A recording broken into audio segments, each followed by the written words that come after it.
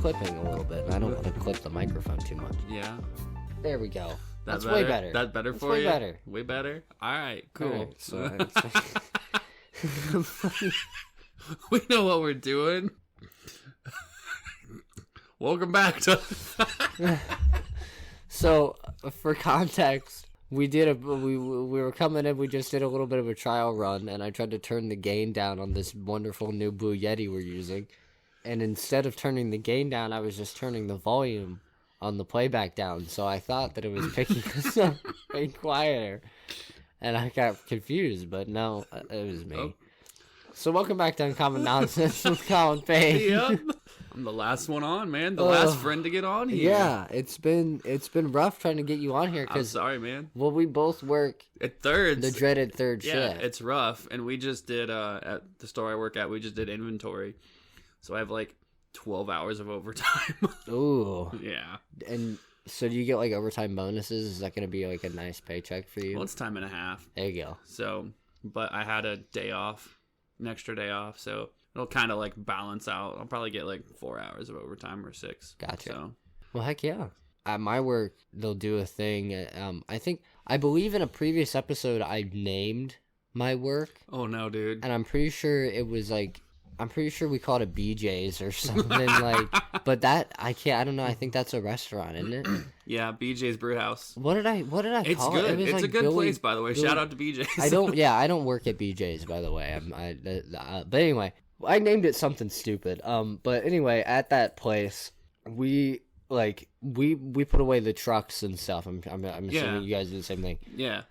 Our ordering system is all out of whack because they're I don't know, like I think that they ordered the same things for the same nights, but like we have different crews, so like we'll have different crew amounts.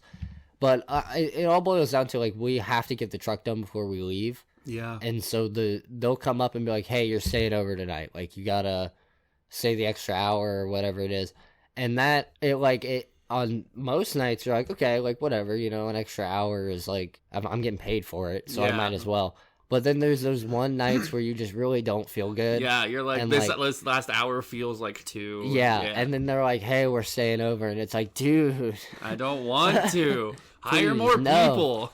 I appreciate you coming on and making the time. Thanks for having me. I will say, going into the episode, if the audio sounds any different, we are trying out a new setup. I'm having some technical issues. Yeah. That's a staple of the Uncommon Nonsense studio is having technical issues.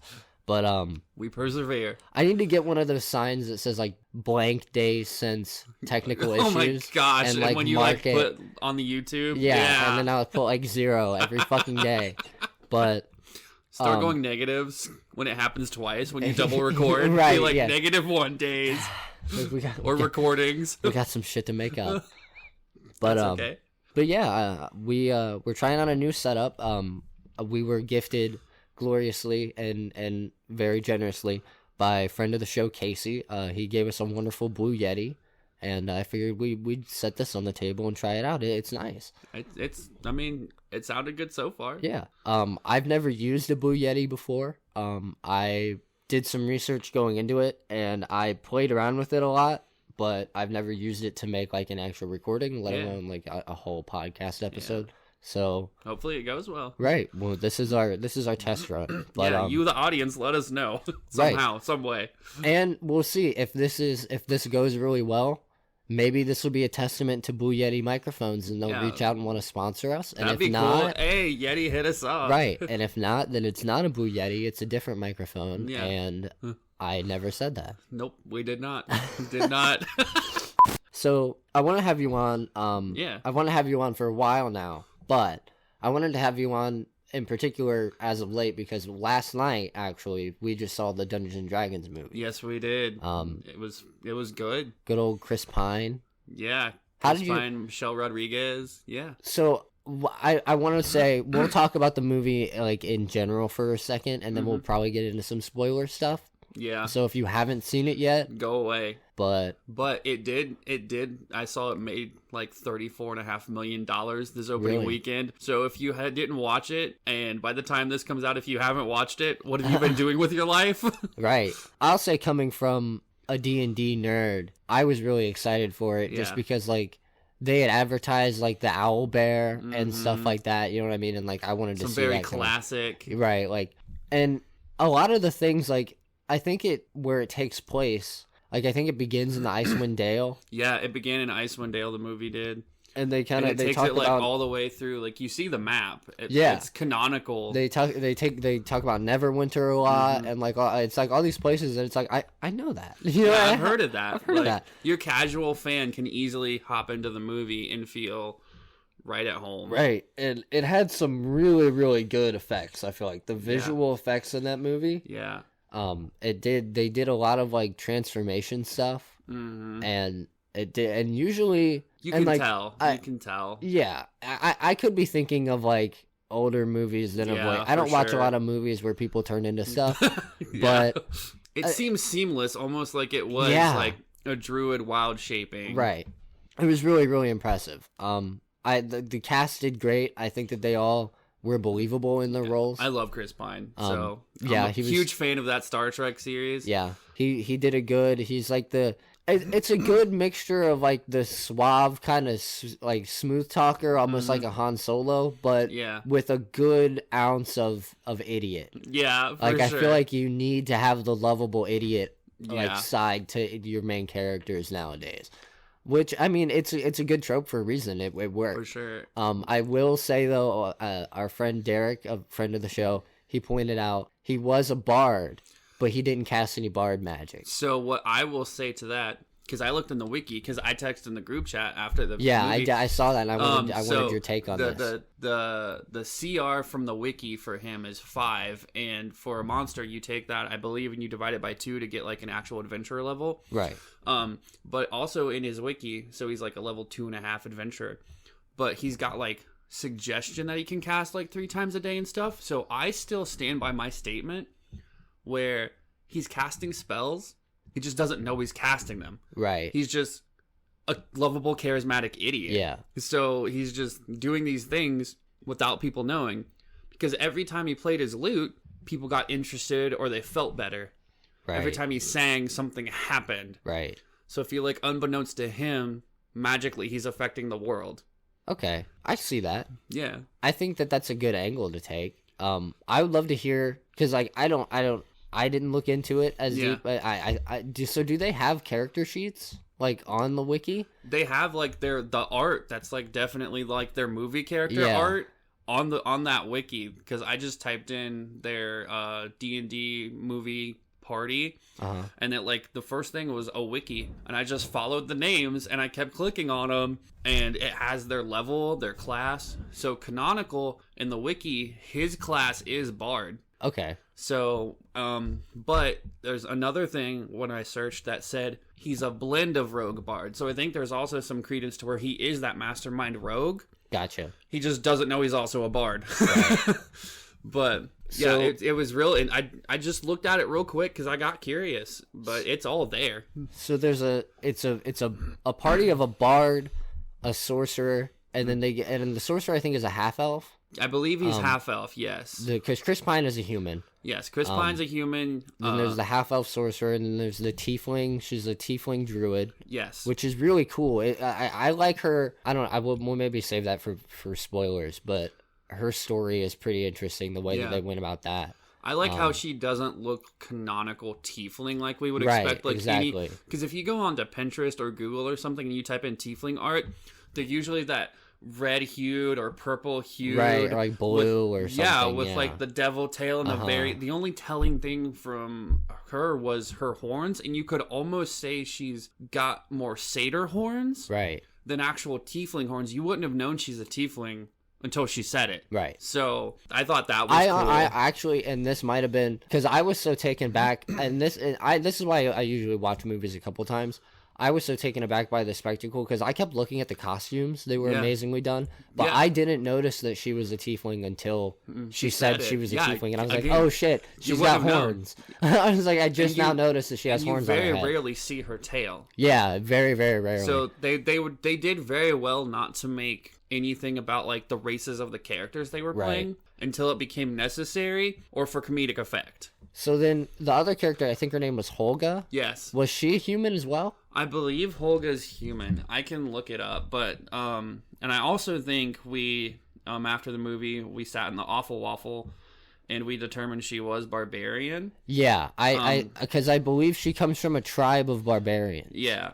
And I want to say I'm a big fan of like fight scenes in movies. I always pay attention to like the choreography just because like I don't know. I just think that that's really interesting. Her fights in those movies were some of the best choreographs. Like I'm not like a professional, so don't take my opinion as word. But the fight scenes were really, really well choreographed. It felt like it flowed, and especially for the time, it wasn't too over dramatic. It was, and it was very in character for a barbarian. It was, I'm gonna punch you in the face here. I'm gonna roll out of the way. I'm gonna throw this guy here. Right. It didn't get too fancy, technical. Like I'm gonna wrestle you like a grappler. Exactly. No, it fit for the time. I felt at one point, and this isn't really a spoiler. It happens pretty early in the movie, but at one point she uses a brick like to defend herself. Yes. And like as a weapon, she throws it at a guy.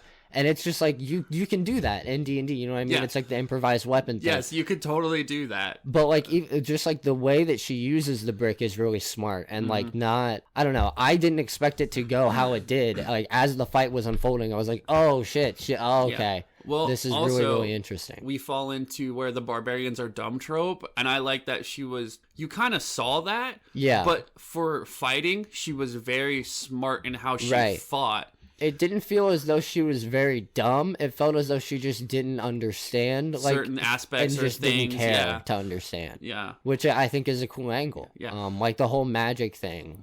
She very much is like, I don't get it, and I don't care to. I got fists. What do I need magic for? She is human, so yeah. Overall.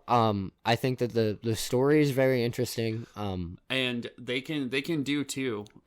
Yeah. They can because well, it's just like any other Hollywood movie. I'm sure they'll make a sequel. They'll set up, but it's $34.5 million opening weekend. I mean, like they're gonna make another one. I liked the sets a lot. They had some really beautiful shots. There was at one point, I think it's when they're introducing the druid. Yeah. They show this shot, like it's like an overhead shot of this forest. Yeah, the forest was beautiful. I turned to Derek in the theater and I was like, that is breathtakingly beautiful. Like that shot was amazing.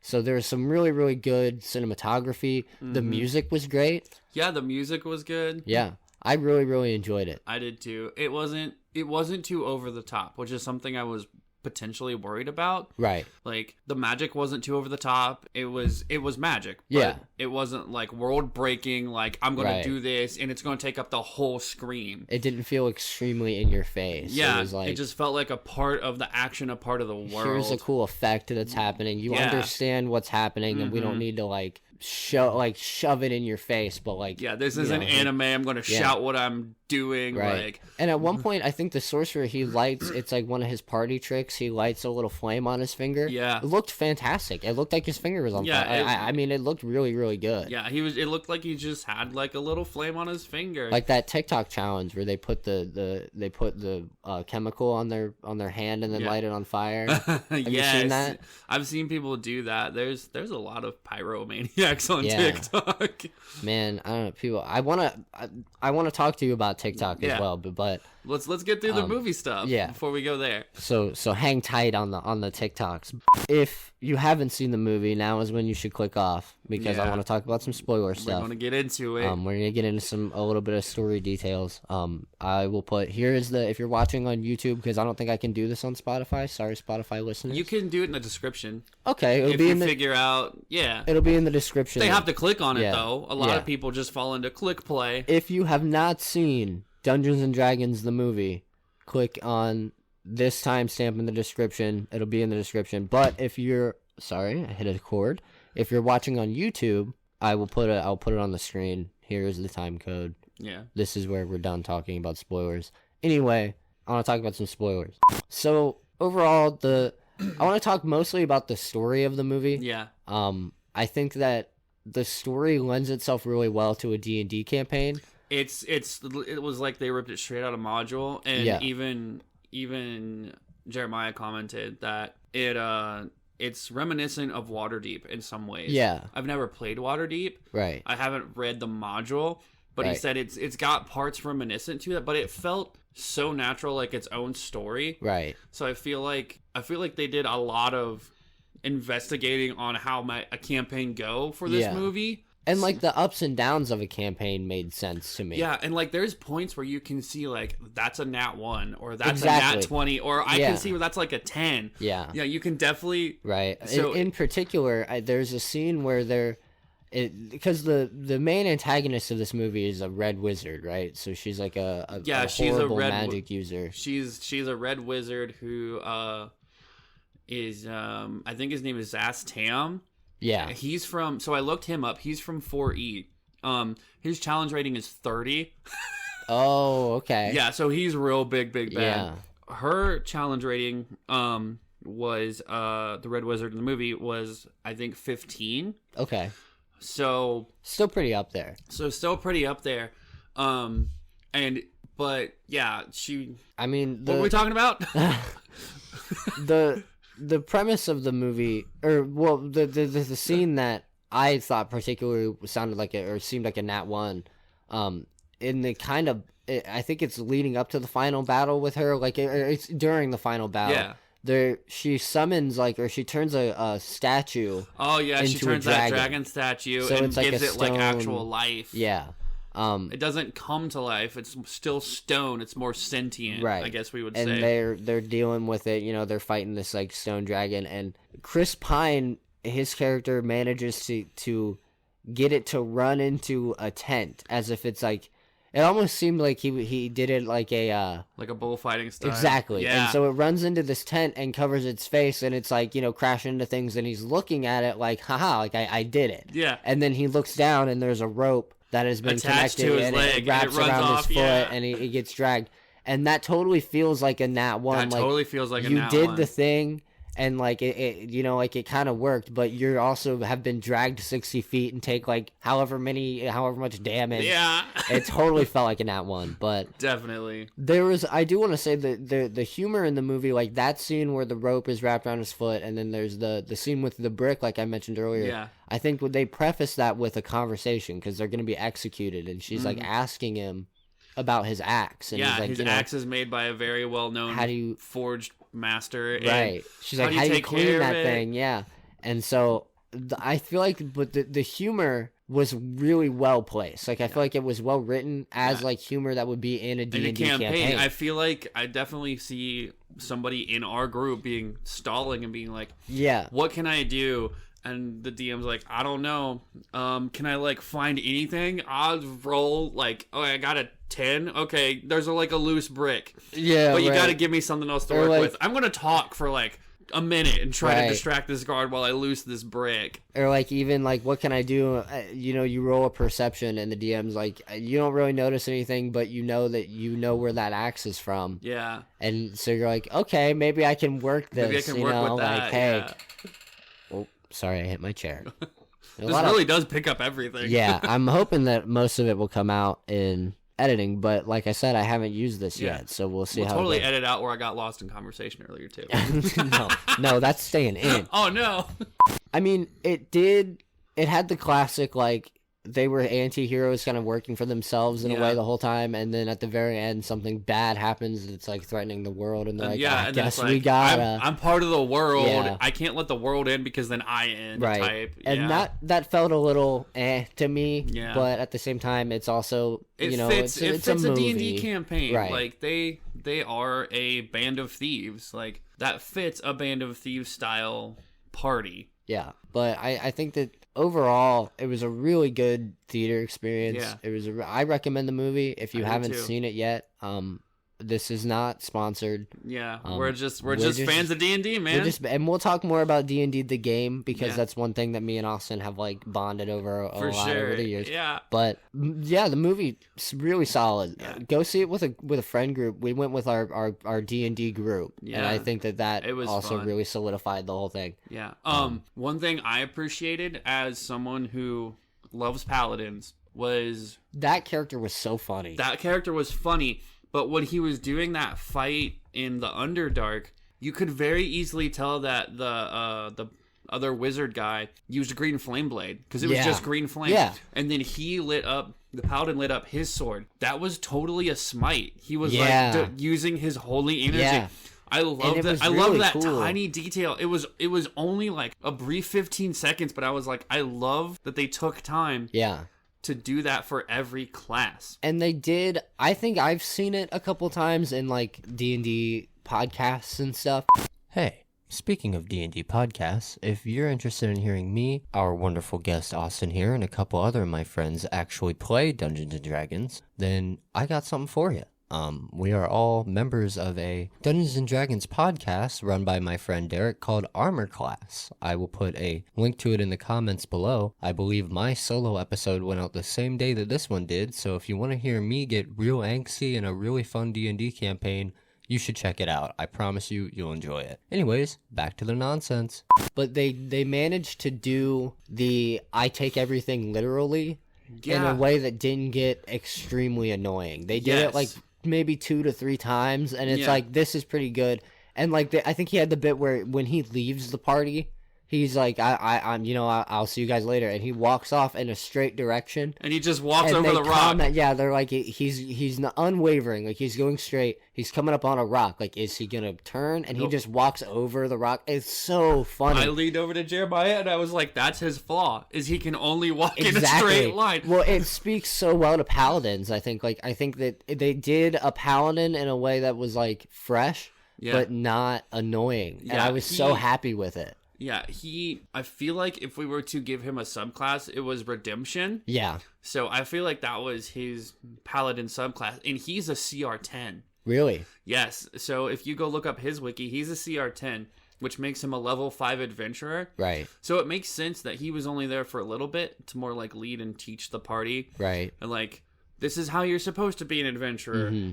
Follow me to the Underdark. I'll help get you the thing you need. Yeah. And then they survive that harrowing experience. He's like, all right, cool. Off you go. Right. Like there's a couple things I will say, because we've talked mostly about things that we love. Yeah. I will say there's a couple things that, like, you have to get over for the sake of it's a movie. Like, Jeremiah did point out that I don't think a druid can wild shape into an owlbear. No, they cannot. But again, I will point this out every time. Mm-hmm. The first page of the Dungeon Master's Guide explicitly states that these are more like guidelines and not hard rules. I think that's the classic rule of cool argument. Yeah. I mean, if it's cool enough, you let it happen. And you can flavor it so many different ways. Yeah. She was blessed by a god, or maybe she's not actually a tiefling and she's something else entirely. There's also a race called shifters. Yeah. And they can take on more animalistic characteristics. It's not out of the realm of possibility if she somehow has owlbear shifter in her, if that's possible, that she could just use a wild shape to change into one. Right. But yeah, and she wild shaped like 5 times in a row, which as a druid would be such a waste. Yeah. And I think based on her CR and then level, I don't think she has access to that many. Right. So there are some things that if you go in, you're going to have to get over if you're expecting it to be completely by the book. They threw some rules to the side for the sake of cool. And I think that, like, one scene in particular, they're fighting, it's Holga, she's fighting a bunch of the city guards, and she's, like, dunking them in lava and stuff. Yeah. And she drops her axe in lava, and then she picks it up. Yeah. And it's like, that thing would scald your hand. Oh, no matter what that's made of. That thing is the head was melted to the point where, and it looked sick. It changed. Yeah, it was really totally cool. Changed how it looked. Yeah. For the sake of cool, really, really, really fit. Yeah. But barbarians innately have that resistance. Yeah. But it's not until, I think, way later, and depending on, I think, even subclass of barbarian, and I might be wrong, but you can get resistance to other things, I think. But there are items that give you that. Yeah. But they never explicitly said that she had that kind of item. She could do that. I would argue as a DM, because I'm not like a very experienced DM. I've played a lot. I've been a player for the most of my Dungeons and Dragons life. But I've DM'd a couple times, and I would say as a DM, if one of my players tried to pick an axe up directly out of a flowing pool of lava, I would make them roll for how like hot it was and how badly it burned their fucking hand. Sure. I'd be like, you need medical attention now. Yeah, your hand is it's melted to that axe now. Like when she dunked that guard into that, I was like, that's melted to his face. That's oh awful. Man, yeah. That's awful. That's a horrible way to go. Dude doesn't even have a face anymore. Yeah, it's a horrible way to go. The Chonky Dragon. Can we talk about the Chonky Dragon? Yeah, I think we'll wrap it all up. We'll wrap up the movie talk with this Chonky Dragon. I think he was the penultimate moment. Much. See, and Jeremiah was so disturbed. We stood out, because Jeremiah and Derek I don't think liked it very much either, but I thought it was hilarious. And it makes sense because Jeremiah likes dragons and he believes them to be almost infallible. Right. Because they're so intelligent, they're so wise. Yeah. But they are so prideful, they are so gluttonous. Why can't they fall prey to the same sins that we can, but exponentially? Right. Because, what if food is his hoard? Because what if he didn't get a lot of food as a youngling? Well, plus, where he was, there were piles upon piles of human not corpses, but like bones. Yeah. And so he found a bunch of people and just was like, I can just eat all these people and be on my own. Like, that's like perfectly what a dragon wants. Yeah. I mean, I agree with what Jeremiah said, like his standpoint, and like I would like to have him on an episode to defend. I feel like this is bad. That I'm not. No call outs, Jeremiah. We love you, but you can come at me. You know where I'm at. Agree, and I like the godlike dragons that are like super intelligent. But I also love the concept of just a like Smaug. What if he was just gigantic and like slid on his stomach? He was so big. Yeah. Like that's hilarious. Yeah. Like for a D&D campaign, like your giant dragon threat is that. It's a big chonker. He's like, a giant chonky. It's so funny. He's a dragon pug is what he's just... I can see why people wouldn't like it, but I also can't get over how much I like it. It was so funny, and it was such a fresh take because we're so used to like I watched Vox Machina. Yeah. And like their dragons are the way Jeremiah imagines them. They look pristine, they look in shape, hulking, powerful, wise. So, and that's all we think about when we think about dragons. Yeah. We don't think about, a chunky dragon. Right. So I love that they took this fresh take. Yeah, I agree. I like the I just think that it looked really good. I like that they did a fresh thing with it, like you said. And I like that, but here's the thing is that they did show like a scary, really epic dragon. It was in a flashback, but they showed it. Yeah. And so, like, I think that there's merit there that kind of did some justice. Yeah. I like that the main villain, because my worry was that they're going to fight a dragon. Like, I like that it was, we're running from this dragon. Like, we have to get away from said dragon. Which made sense because even if it was a young dragon, that's a CR5. Yeah. And like I said, they are CR5 by themselves, but that makes them level 2.5 adventurers. That doesn't make that dragon level 2.5. Right. Dragons are a whole other breed of just monsters. Like, they are on their own. The skeleton men, I know we wanted to end on the chonky dragon, but the skeleton men were hilarious. That was that was really good. I can see that being another bit perfectly planted in a campaign. Right. I'm totally going to riff off that. And you guys are going to walk into a bone graveyard, and all these dudes are only going to be able to answer one question because people used 4 questions and walked away. You'll be like, what are you doing here? I died and I got buried here. Boom. Right. Next skeleton. I remember they did a promotion for the movie that was a live stream of that skeleton, like one of those skeletons that was like you could ask it questions about the movie, which was pretty interesting. That's fun. But yeah, I mean, they looked good. The skeleton people. I know they looked good. Everything was looked a funny pretty bit. good. If anyone has, because we didn't get it here in the United States, I think it's only in theaters in Canada, the D20 popcorn holder. If you guys want to send us cool things like that, hit Colin up. Dude, if you have any information on the D20 popcorn holder. Yeah, we don't want to pay like $40 on Etsy for them. Right. But if you're a fan of the show and you want to send us some of that D&D movie merch, we'll be happy. And we would be forever grateful. I mean, you get the most wonderful shout out. Yeah, I mean, good movie. Highly recommend it. It didn't feel too forced. It felt like it flowed just natural. Nothing was too in your face. I wanted to bring up to you. We're all very very proud and impressed. Yeah. But I just want to say the thirst traps on TikTok, man. What's going on? I know, man. Listen, It was the end of 2021 when I got onto TikTok. And I got on to D&D TikTok. And the community just slowly built from there.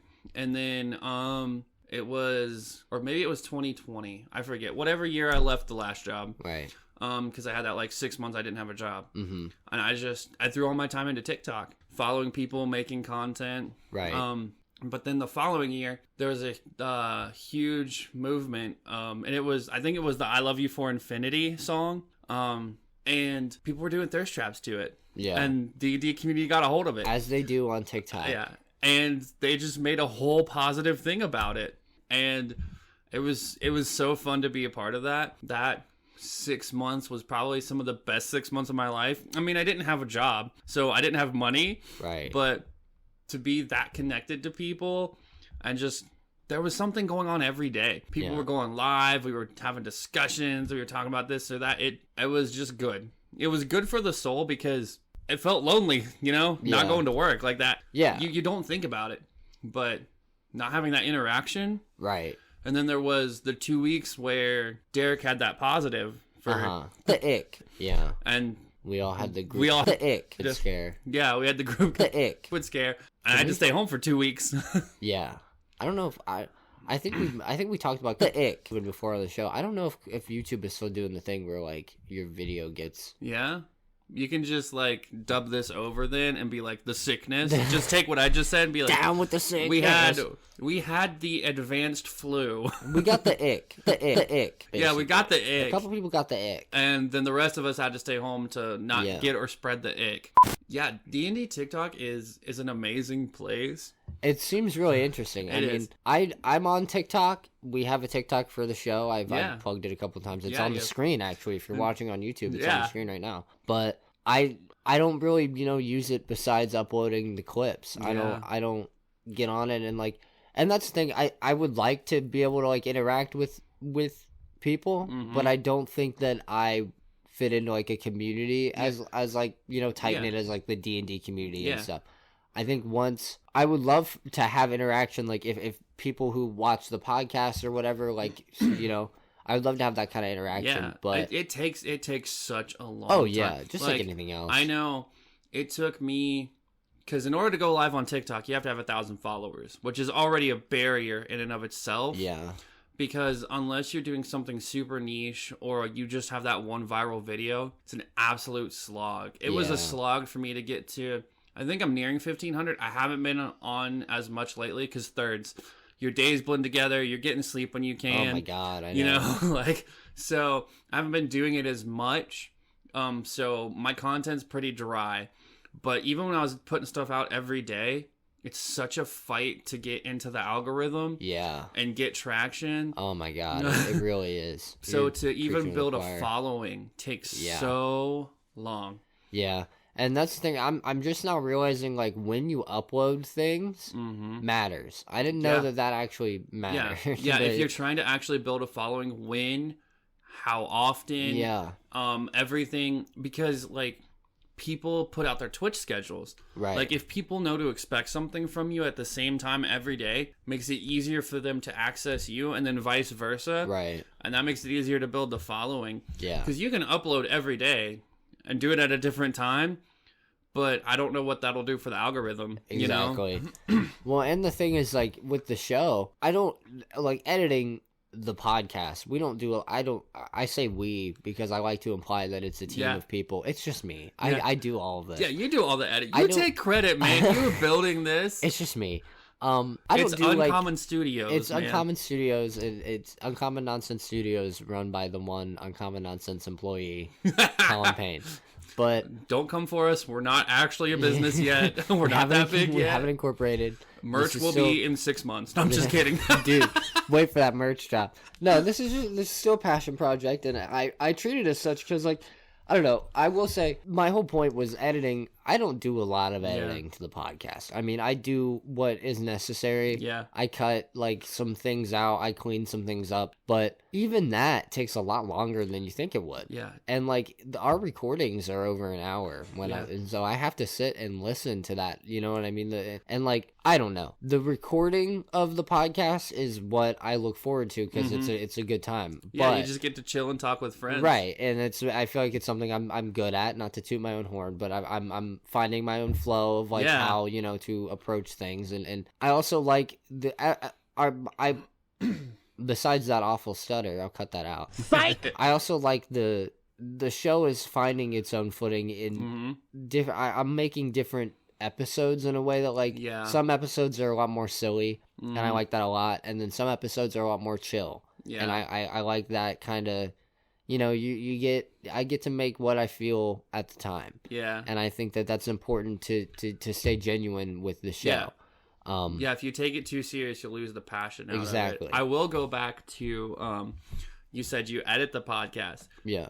I don't think people realize how much editing goes into a TikTok video when you're trying to make it professional. And how hard it is to do it on a phone. How hard it is from just your phone. Yeah.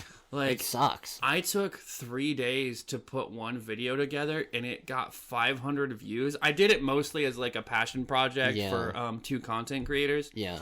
They did an OC storyline between their 2 characters, and I threw together a thing about like their past, their present, their future, where they're headed to. Gotcha.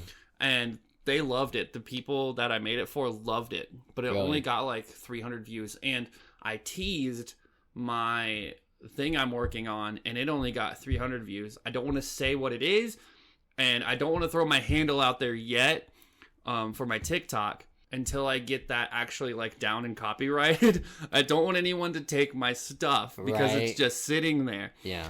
But next episode I might that I do with you. Gotcha. So hopefully, but yeah, it takes so long to edit, and I've seen what happens to people who take their passion project of doing these things on TikTok and they take it too serious. Yeah. They get burnt out, man. Yeah. They get so burnt. There's an obligation to do this because people are depending on you. People like your content. Especially there's some people that I follow on TikTok that are all about positivity and making you feel good. Yeah. And the fall and the burnout they experience. Yeah. It's rough. So harsh. Yeah. And you're like, wow. And people forget that on the other side of that screen and on the other side of these headphones that you're listening to are other people with feelings, emotions. Yeah. And most of us probably work a 9 to 5. Like, I would love to get to a point where we just have uncommon studios and, like, we're all doing a podcast or our own thing. Right. And, like, we have a Patreon that's making X amount, and we just get to sit back and just invest and chill and hang out. Right. But that's an unrealistic, you know, I'd be happy if we could just pay, like, our grocery bill or, like, our rent bill, you know? Like, I'd be happy with that. I was talking to my dad a little bit, and, you know, shout out Dad. I don't know if you're listening. I've had him on the podcast before. But I think I mentioned that, like, even if it's just to like a really dedicated, like, 100 people that are listening. That can like, change so much. And I, you know, I'm not even asking for, when I say really dedicated, I just want people to be like, you know, I put up a video and it gets a like. You know what I mean? Yeah, they like it, they comment. Sends me through the roof. Yeah. I think my first comment on my YouTube channel was your girlfriend. Yes, it was Brandy. When I got that comment, I was at work. And I was like, oh my God, someone commented on my video. You know what I mean? Like, I'm glad you were still happy even though it was Brandy. Yeah, oh yeah. Because I mean, it's just interaction. It just shows like people are listening, you know? And I think she does. She religiously listens. She loves it. Shout out Brandy, my number one fan. Absolutely amazing. But it's great. I listen to podcasts a lot because my work, you know, allows me to do so. Right. That's the cool thing about being on thirds, depending on where you're at, is everyone's asleep. You just throw it in and listen. No one's asking you for shit. Yeah. There's no customers to bother you. Right. You don't have to pay too much attention. You can just go. Right. But even before, you know, this job, I was into podcasts and I was into a lot of like YouTube content. Mm-hmm. And when I decided, you know, I think I really want to do this podcast thing, where my brain was is I was like, I want to be that source of like relaxation almost. Yeah. Like I don't want to say like a comfort creator because I feel like that's a little parasocial. But just something you can put on, and if you want to intently listen, you can. But if Right. you want it for the background, you can. Exactly. Like you're not out here like on a political spectrum throwing Right. facts out trying to just drive numbers, garner attention just to do it. This is just you. It's genuine. You're getting content because that's what you're enjoying doing. Exactly. And I like, for instance, the topics. Like, I like talking about the things that they come naturally and we just can riff on.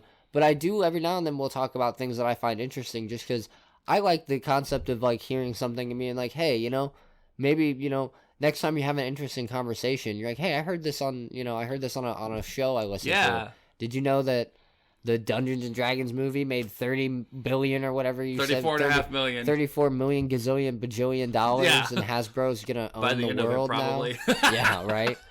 But like, I just think that stuff like that isn't, and like the stuff where you were there when we talked about, or no, you weren't there. You were supposed to be there when we talked about ChatGPT. Dude, I had to sleep, man. You were passed that out. Third life, and that's how, life, bro. That's just how it is, dude.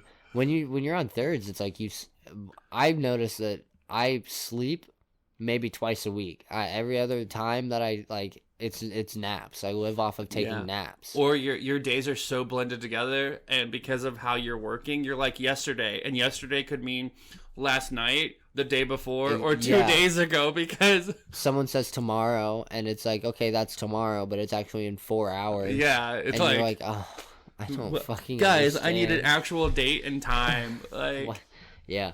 Well, and that was the thing. We went to the Dungeons and Dragons, to tie it back to the Dungeons and Dragons movie, and we were like, what? We went to, I think, an 8:30 showing. Yeah. And then by the time we got out, the only thing that was open was Waffle House. Yeah. But I had mentioned beforehand, I was like, how do you guys feel about getting dinner after the movie? Like, I'm kind of hungry. And Jeremiah was like, nowhere's going to be open. This is going to be the middle of the night. And I was like, oh, I honestly didn't think about, like, things closing because I was off. I was like, I'm off now. I can, like, live like I you can enjoy life, but no, we it's can't the middle because of the everything's night. closed. Everything's closed and everyone's asleep. And I was like, okay, you're right. Yeah, when the big X came along, a lot of places shut down sooner. Yeah, everywhere closes at like 9. 9 and 10 now. Nothing's open. And even before then, I'm mad because, like, I used to love going and getting a Wendy's Baconator at, like, 1:30 when I worked at the Orange Box store. Yeah. And, like, I'd get off and I'd go get a Baconator every now and again. Like, I can't do that. They close at, like, 10 or 11 now. Like, Dude, nothing's open. Some of the most fun I've ever had in my life was middle of the night Walmart trips. Yeah. And why are they gone? Yeah. The ick is, I don't think it's gone, but the ick has definitely at least been fading. Yeah. Why can we not bring back the all-night Walmarts? Yeah. I want to go to Walmart at 3 in the morning and just peruse the aisles when nobody's there and get, like, some Oreos and, like, a fucking pack of lighters. And then for me and you, that makes sense because that's our life now. It's like, I can't even go into the places where, like, we would be usually able to go. Yeah. And, like, do these things now that we're on this shift. It's like, but now I can't go in and, like, grab. Like, what if we're awake in the middle of the night, we're working on a project. Let's say you're editing in the middle of the night and you needed something and you're like, I can't because nothing's open. Dude, I will say the one saving grace, and this might, I don't know if they're everywhere. I don't know the expanse of this chain. So we are Midwestern Americans. Yeah. The saving grace of this podcast, Speedway. Yes, sir. You live right down the road from one. Live right down the road from a Speedway. Not even right down the road. Like less than 3-minute walk to a Speedway. And let me tell you, they have fresh coffee in those machines like on the hour, every hour, no matter what time it is. Yeah. I'll go in there at 2 a.m. and make the most delicious Speedway coffee. And I'll be in the middle of edit, like you said, I'll be in the middle of editing an episode and just get my caffeine fix from Speedway. It's wonderful. So shout out to Speedway. I envy you for that because if I wanted that, I'd have to drive. I'd have to I'd be like, I mean, I'm awake, but do I really want to get in my car, and take the time? And which is another problem that I'm having, like trying to get back into TikTok. I've seen it happen to too many TikTokers. They burn out. It happens. It doesn't matter because you watch that number go up. And then, like, because the algorithm is so finicky and it's very, I don't want to say it's exploitative, but it's very difficult. And if you miss a day or two, yeah, you're out of the algorithm. Right. Like, and sometimes you even get what we call shadow banned, where you aren't banned, but you aren't being pushed either. Right. They just are ignoring you on the algorithm. Yeah, like you're just there existing. Like the only thing you could be able to do, and the only thing that really you can do, is like and comment other people and be like, hey, would you guys like come and try to push my content, because no one else is doing it right now. Right. And some people, like the positive people that are positive TikTokers, that needs to get out to people, you know, because some people that are having a really crappy day, that might be the one good thing that they have for the day.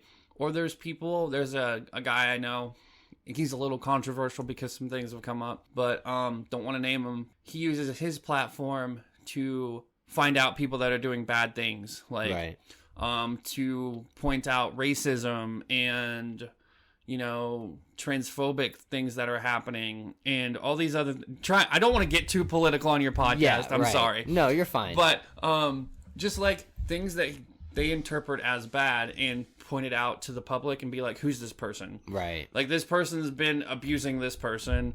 Who is this person? Yeah. Do we have any info on them? And I think it can be good for that, but you still have to make it through the algorithm. Right. And it's so hard sometimes. It is.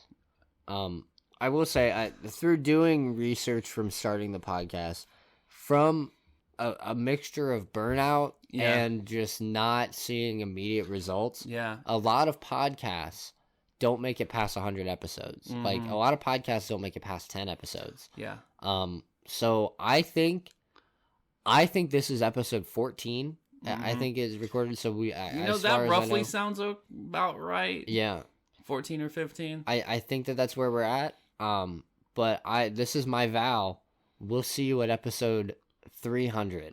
Yeah, we'll be doing this. We'll be doing this. Uncommon Nonsense is going because we'll be here. I'm gonna make sure this man does not burn out. I'm nailed to this is the cross that I am forced to bear. Is now we're walking the religious line. Yeah. Listen, I tried to walk us back from the political one. You were like, we're going straight into religion, boy. I do love the show, and I enjoy it. I will say I'm extremally proud of it. You know what I mean? It's still small. We're still getting there. Regardless of what happens, it's the internet. It's the World Wide Web. It's on there. It exists. Right. You will always exist in some form or fashion now. I'm here to stay, baby. Yeah. So that's a good point, though. Speaking of the internet and always existing, there is. I'm sure you've heard, being a TikToker. Yeah. The whole potential of the banning of TikTok. A lot of people are scared of the ban because to kind of get me back into the mindset of TikTok, I was watching a few of the people that I follow, and one of them, I don't know if I'm going to be here anymore because I might get banned. Right. And this is the only platform that this person has built on, and they have merch. Damn. Like, they just got to the point where. And this is a person that has burst onto the scene on the side of TikTok I'm on, which is D&D TikTok and cosplay TikTok. And they have they have like 4 characters that they kind of cosplay as. Gotcha. One of them is Saloon from D&D. Wonderful, beautiful storylines with that. Right. But they have merch coming out, and they're like, I don't even know if I'll have my merch out. Right. Because if the ban comes. Yeah, and I know... Is there even a point in dropping it at that point? Yeah, a lot of people that helped me get into 1,000 to be able to go live, which I haven't done because I'll get into that later. Yeah. That's a whole other band hammer talk. Uh-huh. But they're up in the millions or thousands upon thousands. And that's a lot of power to have and a lot of reach to be able to use and influence for yourself, things you believe in, right? Things you're working on. Mm-hmm. To just lose. Yeah. And have it pulled right from under you, really. Yeah, it's scary. I can see where it's scary. And it's just a lot of these people just don't have it other places because, again, they're just normal people working a 9 to 5, and they fell into these groups where they're doing cosplays and interacting and making these stories that they love. Right. And these are their passion projects. Yeah. And they haven't put them anywhere else because why would you need to? You know, the last thing that really kind of died out was Vine, you know, like Snapchat's Vine, still around. Yeah. Snapchat's still around. Instagram, Facebook has Reels. Like that didn't always exist. Facebook's never going anywhere. Yeah, Mark Zuckerberg's got his eggs in there. So like all of these things have still existed. Yeah. But if they didn't start there, then it's hard to port everything over. Right. And start again. That's the thing, is that TikTok is great for growing an audience, but it's not very easy to then transfer that audience onto another platform. Yeah. So my question then is, if the TikTok ban happens, what happens to you? What's your plan? So I changed my TikTok name because I was gonna. You beat me to the punch. You beat me to the podcast thing. So I was gonna. I also have to wait till I'm financially capable, but I was going to go the streamer route, stream games. I was going to go the podcast route, make a podcast. Mm-hmm. My podcast probably was going to be like anime I watched over the weekend, my thoughts, where I think those are headed, storylines I'd like to see. Probably would have been one episode. Another episode probably would have been D&D related. Right. Well, that would be interesting. Yeah, and then my game streaming would have been, you know, whatever game I'm feeling at the moment. Right. But I didn't have the financial means, and now it's, do I even want to on TikTok, where I've started to grow my community and people know me because I haven't done anything anywhere else. Right. Like my name's there, right? But I haven't done anything because I haven't bought the stuff I need. Gotcha. And it's just, why should I start now? You know, we're all just waiting. It's a terrible waiting game, right? And even if it survives, there's still the problem. Like I said earlier, I was going to get to it. The community guideline violations you can get on your profile, I don't know that they're that heavily monitored. I've seen people get banned for playing Skyrim. Oh, just because it gets reported for being too gory. Damn. And then you have other people who, you know, can... Skyrim? Yeah, Skyrim. A video game. Gory? Very clearly a video game. But even in the, like, because I've seen some pretty bloody video games. Yeah. There's no gore in Skyrim. And the guideline violations sometimes are a little vague. So and there's not a whole lot of feedback from that. Yeah. And imposter accounts happen all the time. With some of these people that have these millions of followers or thousands of followers that even I follow. Mm-hmm. And a lot of people know imposter accounts happen. Oh, okay. And also, these people have millions and thousands of followers. They're not verified yet. Right. TikTok can be a good place to start and grow. Yeah. But I would encourage people to port over somewhere. Yeah. Because also, TikTok does not pay its people well. Right. Like, you make less being a content creator on TikTok than you do any of the other platforms. I've heard that it's not paying very well, yeah. TikTok is a great basis for another app, I feel like. I feel like if you had TikTok as your base, but you had better moderation and you paid your content creators better, you'd have the perfect app for content creators. Right. They have the formula. They have the formula. They're not supporting it well enough. Right. So if TikTok does go down, do you think that you would move like to YouTube? Or? I would probably. I've thought about it. I would probably go to YouTube. Yeah. Would probably be my net, because you're just uploading your podcasts with no video. So not yet.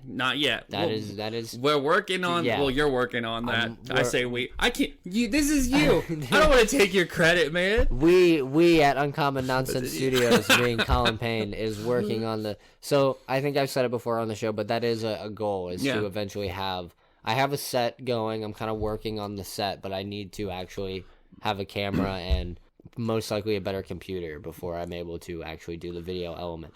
But for now, we are substituting with the wonderful art from Jeremiah. Yes. I'm trying to work on maybe even getting some animations done. Ooh, that'd be fun. But, some stuff coming down the pipeline. That's another thing about TikTok that I see sad to go, is I can go in and I can type in and I can try to follow threads. Right. I've made contact with dice makers. I'm watching a guy currently build a video game from the ground up. Nice. Making their own video game. I'm watching people do all these cool things and connecting with all these people. And you could still do it on YouTube, but how easy it is on TikTok, just swiping up and down and liking and following. I mean, YouTube has the subscribe button, but I feel like the interaction and the ease is just so much easier on TikTok because the videos only go 3 minutes long. Right. YouTube could go 2 hours or 3 hours. Yeah. And unless the person's editing something in TikTok, they're going to see your comment. They're going to see, once you get up to the millions and thousands of people, right, you can't reply to everyone. Right. But as you're growing and starting your audience, you can just click back and comment to that person or like that thing. And it's such a good base. It's so sad to see it either being wasted or go away. Right. Because even, like I said, even if it survives, why stay there if they're not going to pay you? Exactly. It's a good place to learn editing, growing something, and trying to sustain. I mean, realistically, it's a good place to advertise. Yeah, it really is a good place to advertise, but it shouldn't be capitalistic about it. But. Yeah, but I mean, unfortunately, we here in the States, we live in a capitalistic games society. We gotta play, baby. These are the games you gotta play. Throwing my pieces on the board here, right? Yeah, we gotta play very much capitalistic chess. But the reason I say YouTube though is that I think you could do very well in the YouTube Shorts category. I think that YouTube Shorts has a lot of flack because there's a lot of weird things being uploaded to YouTube Shorts. I will say that, but that's just like any other platform. Yeah.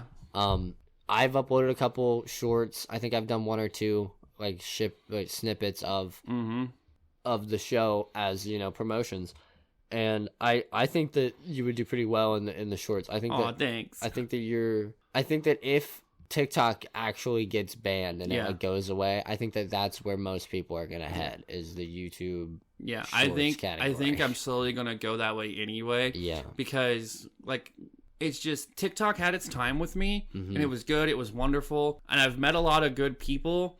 But you gotta move on. Yeah. Nothing lasts forever, unfortunately. Right. So you have to learn, get what you can from it, and move on for yourself. Because I don't see it ending well, even if it survives. Right. And I mean, I hate to say it, but I don't think YouTube's going anywhere anytime I don't soon. either. It's been around so long, and it keeps changing. Right, and some of them are good, and some of them are bad. Yeah. But they're learning, and when they need to change things, they will. Exactly. That's another problem with TikTok is they'll change things, but when they change them, they changed them for the worse, and it wasn't good for the content creators, and that's what's pushing the platform. Earlier we talked about how Dungeons and Dragons and its ease of accessibility. Yeah. If you're going to push these things onto these content creators, you gotta compensate them somehow. Right. So that way they are still accessible to the company, right? Because the people are what really is running the company. Exactly, they're what's making all the money. You know what I mean? Like it's not if no one's going through the app, then no matter how much you advertise or how much money the advertisers give you or you give them, vice versa, with no eyes, it doesn't matter. Right. It's like without any ears, this podcast isn't going to grow. Right. Exactly. Which is why I feel bad because I haven't been on TikTok a lot because you've been like, hey, will you share this? But it's like, what's the point now? Because I should probably know if it's gonna stick around. I don't know if it's gonna stick around. I don't know if I want to stay on the platform. Right. Because I'll shout out my stuff to the people that I think matter and the friendships that I've made. But outside of that, I will say though, our D&D group started a Vampire the Masquerade game. Okay. And they started a Discord server for it. Hundreds of people are playing this game. Really? It's 24/7 going. That's awesome. Vampire the Masquerade's a role play game. Yeah. Very heavy on its role play. There's still combat and stuff, but it's very more heavy into the role play aspect. A lot of our D&D mainstayers flipped over there. Right. And just without TikTok that wouldn't have happened. Yeah. So it has its good. Right. But for all its good, there's a lot of bad. Just like anything, it's got its ups, it's got its downs. Yeah. Well, if the TikTok ban happens, I hope that we do see you over on the tube. I will try my best to make it somewhere. Heck yeah. I'm sure with other projects our other friends are working on, they'll make it somewhere to YouTube, I'm sure, because I do feel like that's the next best platform. Right. But yeah, I mean, if you don't have anything else, I mean, I appreciate you coming on. Yeah, no, man, thanks for having me. We should do it more often. When we light up our sleep schedules. Shout out to everyone that works thirds. Yeah, all the fellow zombies. Yeah, we see you. You are heard. You are loved. It's hard being a nocturnal creature. Man, it is. I much prefer it over first, though. Right. I want to be the number one third shifter podcast. So this podcast yes, sir. Will be the number that would one be funny pastime of third shifters. If you're stocking shelves, if you're mopping floors, whatever you're doing, I hope you're listening. And if you are, I appreciate you greatly. If you want to stay up to date with the podcast or me personally, you can follow me at Uncommon Colin. That's Uncommon COLLIN on basically all social medias, even TikTok, like we just discussed. Yeah. Whether it's still there or not at this point when you're watching, who knows? We'll find out. I'm sure it will be. I'm sure in order for it to go away, it'll be a long battle. From well, I mean, someone could be listening to this 40 years in the future, and TikTok, they might not even know that TikTok exists. They're like, what is that? Yeah, there's a D&D podcast I found out about, and it was from 10 years ago when I first started listening to it, and I was like, crazy. It was 4th edition. Right. Which is a whole other thing we can get into. Oh, boy. But yeah, so, Austin, I'm sure we'll have you on again. Yeah. It's been hard to get you here this time, but I'll force you to come back. But yeah, thank you all for listening, and we'll see you next time. And so I